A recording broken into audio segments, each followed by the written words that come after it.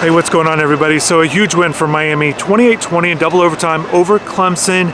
It improves Miami to 5-2 overall and 1-2 in the conference. And I look at this game a lot of different ways. Certainly there were some frustrating moments, which I will get into, but there were certainly a lot of positive moments as well, especially late in the game, defensively with what they were able to do, and then offensively we started to see them come alive and really put their stamp on this game and really battle back into it. And I think it's such a positive win for Miami. And look, does this mean that the season is automatically going to be a success? Does it erase of what happened last time they were here at Hard Rock against Georgia Tech? Absolutely not.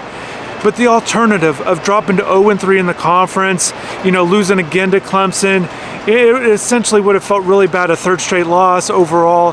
That would have been really bad, but that didn't happen. And there were times in the game where it certainly looked like that's what was going to happen. Miami got down 17-7 there in the third quarter after the game was tied going into halftime. Offense didn't look great. They weren't throwing the ball downfield with Emory Williams at quarterback. He made his first career start. Certainly he was really happy after the game. There's some comments he had afterwards, which I'm going to get into in a little bit. But I think it's just great that he was able to, kind of stay with the game. They weren't throwing the ball deep. They weren't throwing the ball downfield in the first half. A lot of short passes. It's a little frustrating watching that. I thought maybe even at halftime, maybe you switch it up at quarterback with going with Jakari just to do something different because the offense did not look great in the first half. Again, a lot of short throws. It looked like it was by design, and certainly Emory just felt more comfortable throwing the ball, to shorter passes down the field there instead of going down the field, which we saw later in the game, which was absolutely needed and was great. He did have that interception throwing the ball deep, just, some miscommunication with that throw. And that's why Mario Cristobal said they didn't want to really kind of risk things there in the fourth quarter.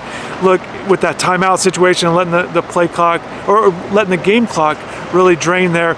And I know that the frustration with the timeouts, whether it was overtime or regulation, whatever that might be throughout the game, very puzzling at times. There's no doubt about that. But Miami still got the win, and despite all of that, or some other things, some other coaching things that you're a little curious about in terms of like the running back carry distribution early on in the game. But those guys came on late with Don Chaney Jr. and A.J. Allen coming up big in the second half. Mario Cristobal said in the post-game press conference that, look, we knew that we wanted to run the ball. Everyone in the stadium knew, the reporters, Clemson, everyone knew that, Miami was wanting to run the ball there. They had that long drive, which really kind of helped get them back into the game to pull them within 17-14, and that nice throw to Colby Young on the touchdown. Where I was sitting here in the stadium, I was watching that play kind of unfold before it was hiked, and I was thinking throw it to Colby. I think that would be a good play right here. And I was thinking about kind of early in the season that Shannon Dawson talked about being aggressive and all these things. And in my mind, I'm just thinking like he said he wanted to be aggressive, and I'm thinking like this would be a great time to be aggressive.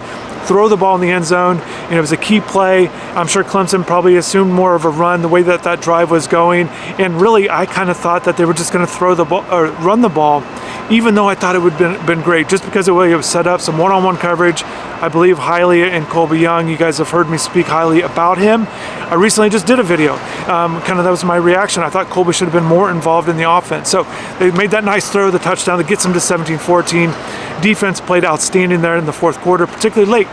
Miami, they got a stand late in the fourth quarter. They were able to get the field goal, tie the game there at 17, going to overtime. And again, that first overtime, it's always difficult to prevent a team from scoring points at all, and Miami's defense actually just only allows a field goal.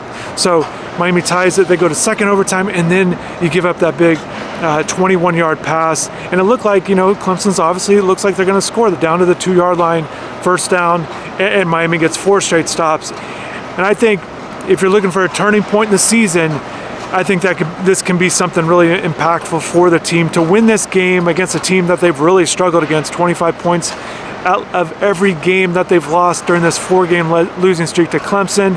It's the first win over the Tigers since 2010, and everyone knows what Clemson has meant to the ACC, and we know they're down. We know that this isn't the same Clemson team that we've seen in years past, but it's still a big win for Miami. Miami needs wins like this, especially with they were able to come back from behind. And I mentioned earlier, facing Texas A&M, some adversity against the Aggies, that maybe it would help later on this season. I think that the fact that they were down in this one, didn't give up. I think they can kind of go back to that Aggies game and really show that they showed some fight from that game, pulling back and coming back and winning, and I think that's what really helped them in this one. When you get a big win like this over a conference team, especially like Clemson, a lot of guys have to make good plays, and there's some guys that really stood out, and it was great seeing Cam Kitchens, after the rough 2 games that we saw the last 2 weeks, really get in there. A.J. Allen, 5 carries the last 2 games, that's it.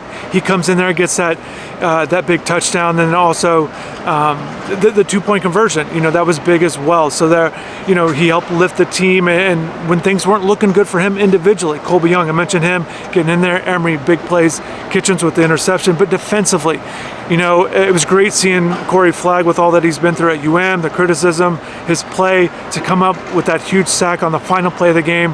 That was great. I know he had to have been excited about that, and seeing him run around the field, that was great, celebrating with the teammates. And then also, I want to talk about an individual who looks outstanding this year, and I think it's reason to be excited about the rest of this season, but also his future, and that's Rueben Bain. I've covered this program for over 20 years now, and just seeing a true freshman come in with a lot of hype, expectations, it doesn't always happen. They don't always deliver in that first year for different reasons. Just the adjustment, depth chart, all kinds of things. Just getting used to what it's like to play at the college level.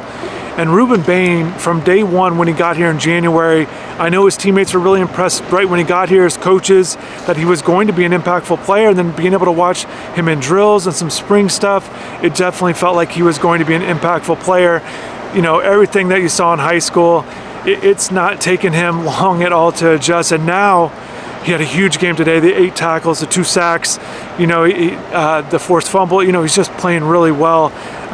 It's really impressive, and he's playing a lot. Sometimes, these guys take a little bit of time to get a lot of playing time, and maybe they make impact plays with the time that they're given. We've seen that, particularly with some pass rush and stuff, but Ruben's out here all the time, and I think it's great.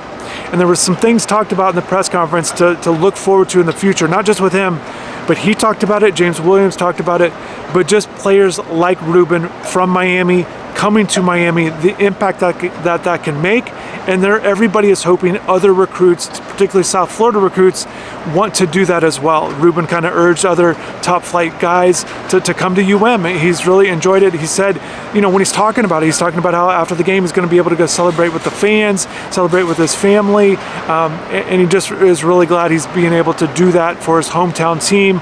And we'll see what that means on the recruiting trail moving forward. Certainly there's still a lot of buzz. A lot of recruits were in the building tonight, so definitely stay tuned to InsideTheU.com for plenty of information on them. But Ruben's playing outstanding. I think he's obviously has a great career ahead of him, but I think he's got a great season, a great second half of the season still ahead of him. I think we're just getting started with him. He had the 2 sacks today. That was great. Other guys are playing well. I thought it was great. Leonard Taylor got a couple tackles for loss, came into the game with just 1 on the season, so he's making some plays. And again, a lot of guys had to make plays. Emery Williams gave a lot of credit to the offensive line. Certainly they do deserve a lot of credit. Brashard Smith, didn't even mention him because he had that big play, that big run on that 80-yard run to really get Miami back into the game there, and that was great. Miami needed that. A huge play by James Williams at the 1. He forced a fumble at the 1. It looked like Clemson was going to take an even bigger lead there, and he didn't. He stopped him, recovered the fumble. Very next play as Miami gets it there in the 80-yard touchdown. So it was great. It was just a lot of guys made big plays, and I know, again, this doesn't erase everything these last 2 weeks. It doesn't change that, but at least they can move forward. And a loss today, I don't think they could have moved forward in a positive way, regardless of if they had this 3-game losing streak and maybe how it ended. But now, they're able to kind of reset and move forward. You got Virginia coming in. They only have 2 more home games left. Everyone knows you got NC State and then Florida State right around the corner. So still a lot to play for. We'll see how everything plays out. It's going to be very difficult for Miami to kind of be in those top 2 spots right now in the ACC. But like I said, you got to keep moving up. Tied for 9th right now in the ACC standings. Not where you want to be, but you got to keep winning. Win these next 2 weeks. Set up a good game, a good matchup against Florida State. That'll be the goal. And there's certainly 2 winnable games. So we'll see how Miami responds. You've got to be able to take the wins and move forward with positive momentum, and you can't just only rise to the occasion when you've lost a couple. So Emery Williams, 151 yards passing, 1 touchdown, 1 interception. Nothing outstanding, nothing great, but I thought it was great given the opponent, and he kept the team in the game, and he won. So that's good to see. Just a couple injury updates. We didn't see Henry Parrish. He was out in some pregame warm-up stuff, but he didn't participate in the game. And so we'll see. Mario Cristobal didn't talk about Henry after the game, but he did feel confident in Tyler Van Dyke, maybe moving forward. So we'll see. Tyler didn't do pregame warm-ups. I watched him walk around the field when he got here. I thought it was a noticeable limp. And when you watch a player like that kind of get out here and kind of just struggle to walk, it's like there's no way he's going to be able to play in a game in a couple hours. And certainly he didn't. So Jakari Brown and Emory Williams with the quarterbacks warming up. Emory gets a start, takes advantage of the opportunity. That's what you always want to see with guys, even if they're younger. So Emory was certainly happy. I know the players were happy to play well for him. We'll see how everything does moving forward. Drop in the comments below. Are you excited, or still some frustration with this team? That's just kind of what it is. That's kind of how things go in college football. I understand it, but hopefully you can kind of take the positives with this one. Again, it was a good win, double overtime. It didn't look like a win for a lot of portions of the game, and for them to pull it off, I think is big. I think it's big in this moment, given the opponent and where this team is. So 5-2, we'll see how everything goes moving forward. Definitely thank you for watching. Hopefully you have a good rest of the weekend. Stay tuned to the channel. More content still to flow and come in, as well as the website. So thanks again, and take care.